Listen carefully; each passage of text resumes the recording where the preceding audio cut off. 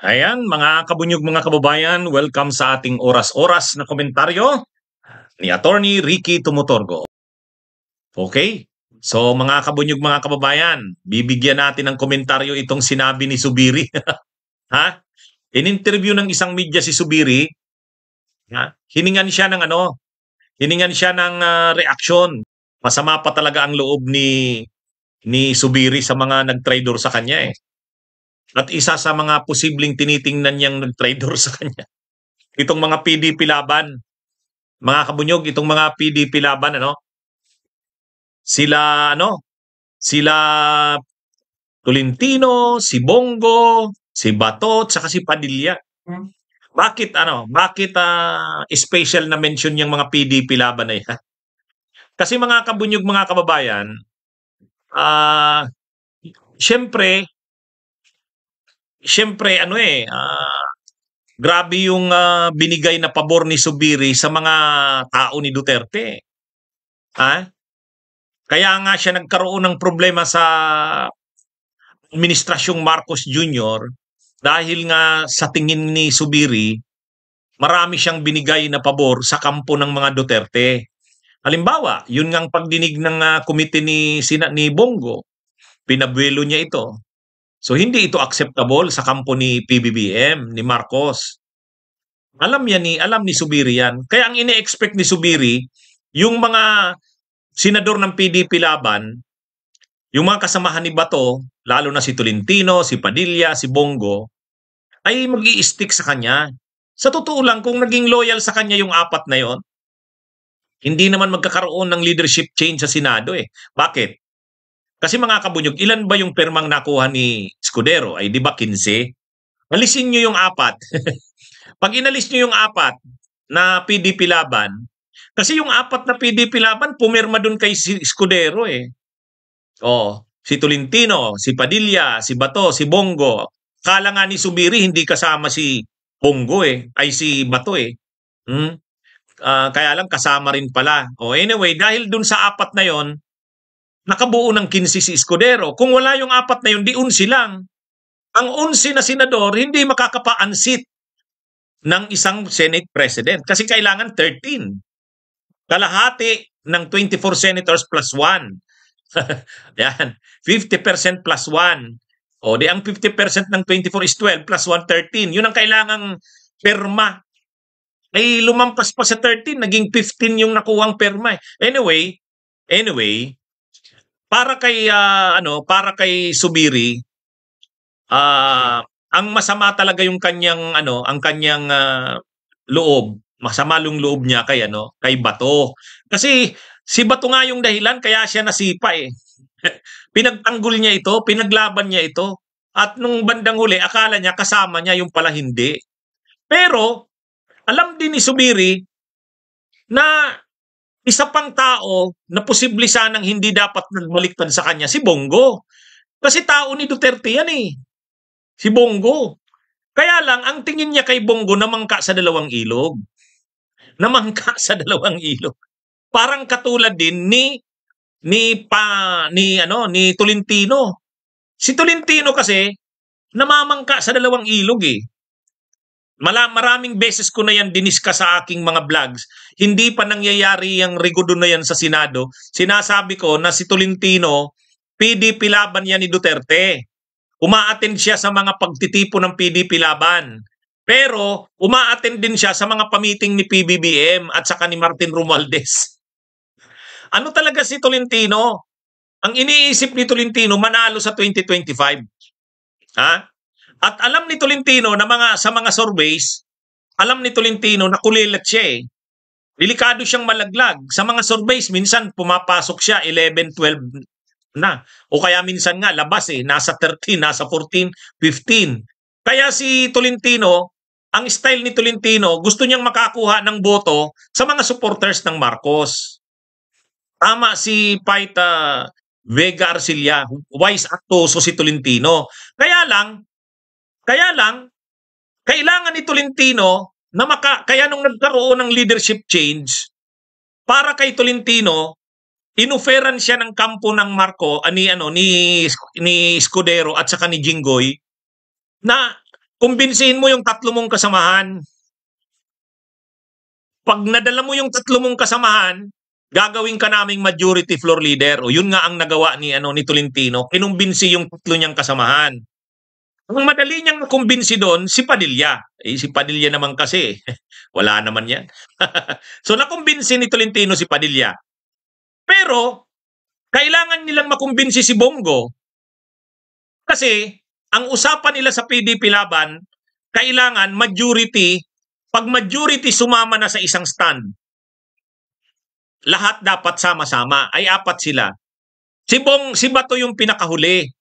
Pero ang ginamit na lang nila kay Bato, in-invoke na lang nila kay Bato, yung policy nila na sila sa PDP Laban, silang 4, kapag ang majority ay ganito na yung tindig, kahit isa ka na lang na natira, sasama ka na dun sa 3. So yung dalawa, si Tolentino, unang kinumbinsi. Nakumbinsi ni Tolentino kaagad si Padilla. So di hati ngayon, si Bato at si Bongo against Padilla and Tolentino. Paano kinumbinsi ngayon si Bongo? O, kinumbinsi ni Tolentino. Nakiusap sila sa kasi Padilla.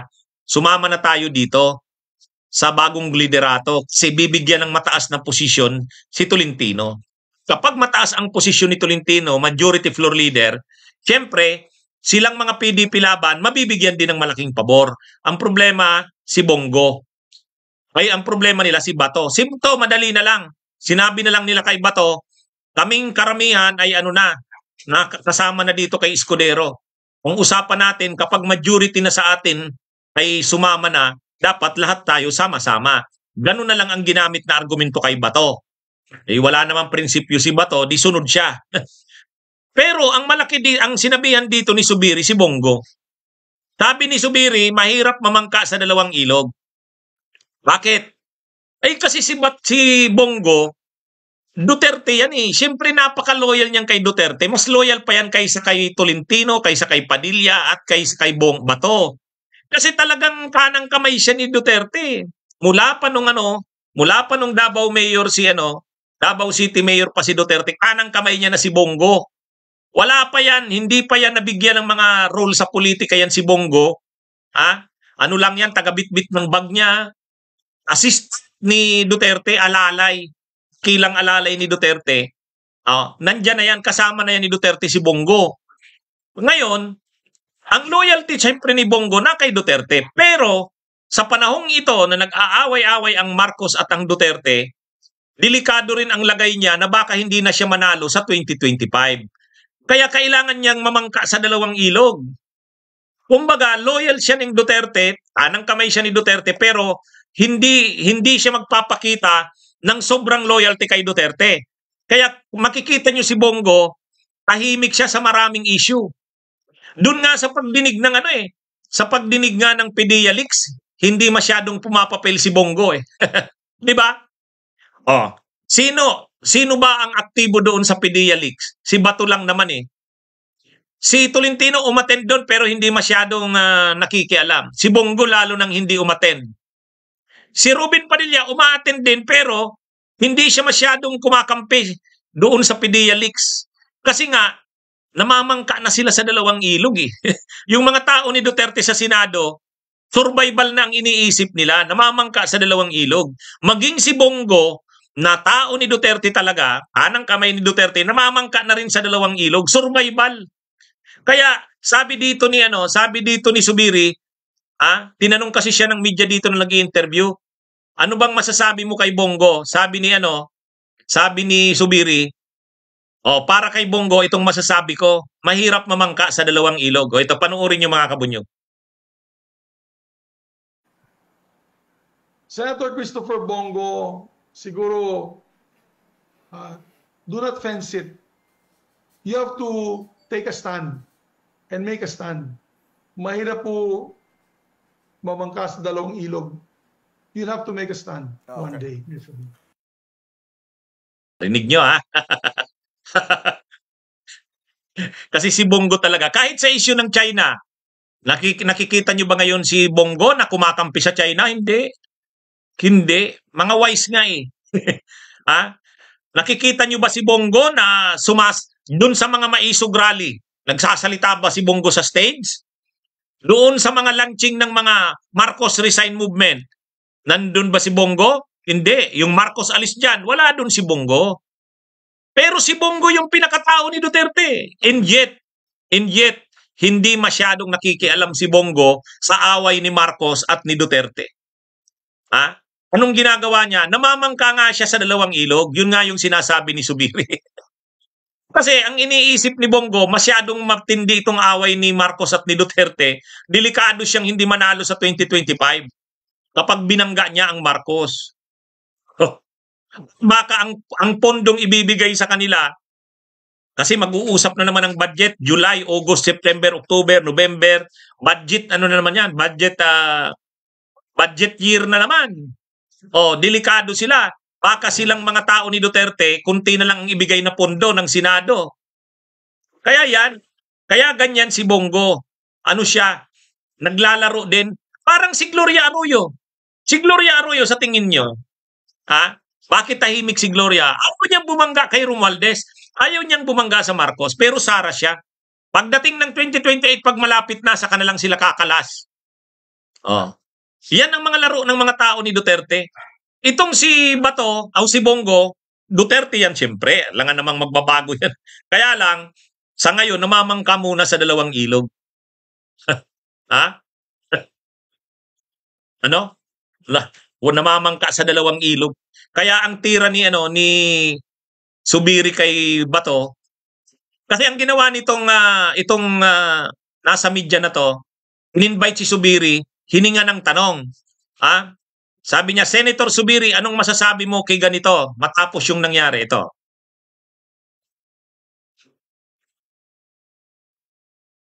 Para kay Pangulong Bongbong Marcos. Dear Mr. President, para kay Pangulong... Ito. Tinanong si Subiri, anong masasabi niya kay Marcos matapos yung pangyayari? Ito, ang sinabi niya kay Marcos, ginanakit siya. Sabi niya, Mr. President, ginawa ko naman ang lahat. Ha? Ito. Bongbong Marcos. Dear Mr. President, after all that has been said and done, I want you to know we did our best to be able to deliver the legislation that we needed to support your administration. And I'm proud of what we have done and achieved together with my team. And I am praying for the success of the administration dahil ang successful ninyo ay successful ng buong bayan. So, point po. Next. Ayan. Anyway, yung iba hindi na maganda. Huwag na nating anuin yun. Basta kay Bongo yung medyo na yung sinabihan nga ni Subiri na wag mamangka sa dalawang ilog. Senator Christopher Bongo, siguro do not fence it. You have to take a stand and make a stand. Mahirap po mamangka sa dalawang ilog. You'll have to make a stand one day. Okay. So yan na mga kabunyog, mga kababayan.